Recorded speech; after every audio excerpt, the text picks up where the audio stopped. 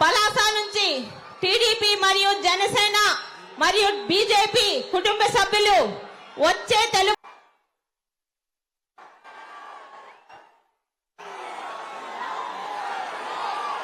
పలాస ప్రజానీకానికి ఇప్పటికే ఆలస్యమైంది. దయచేసి మీ అందరూ నిశ్శబ్దంగా ఉంటే చంద్రబాబు నాయుడు గారు మీతో చాలా సేపు మాట్లాడడానికి ఇక్కడికి వచ్చారు.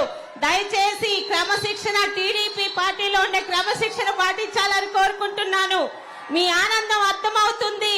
5.5 సంవత్సరాల తర్వాత తితిలిలో మనందరి మధ్య ఉండి మనకి ఆపత్ బాంధవుల్లాగా ఎడారిగా మారిన ఉద్యానాన్ని మళ్ళీ ఉద్యానవనంగా మార్చి రేపు జూన్ 4వ తారీఖున ముఖ్యమంత్రిగా ప్రమాణ స్వీకారం చేయబోతున్నా మరి మన కాబోయే ముఖ్యమంత్రి చంద్రబాబు నాయుడు గారికి మీ అందరితో మాట్లాడడానికి ఇక్కడికి వచ్చారు కాబట్టి దయచేసి ప్రతి ఒక్కరు కూడా నిశ్శబ్దంగా మాటలు వినాలని కోరుకుంటున్నాను.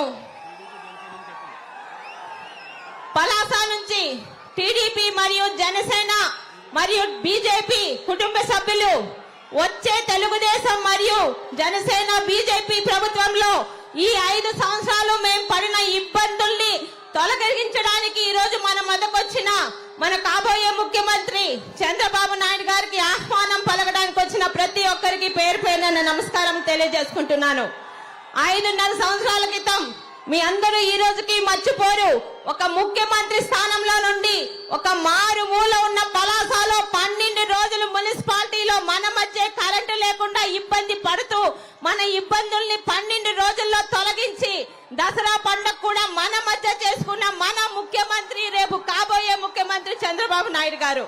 సారీ 5.5 సంవత్సరాలు చాలా ఇబ్బంది పడ్డాం. అందరితో మాట్లాడడానికి ఇక్కడికి వచ్చారు కాబట్టి దయచేసి ప్రతి ఒక్కరు కూడా నిశ్శబ్దంగా మాటలు వినాలని కోరుకుంటున్నాను.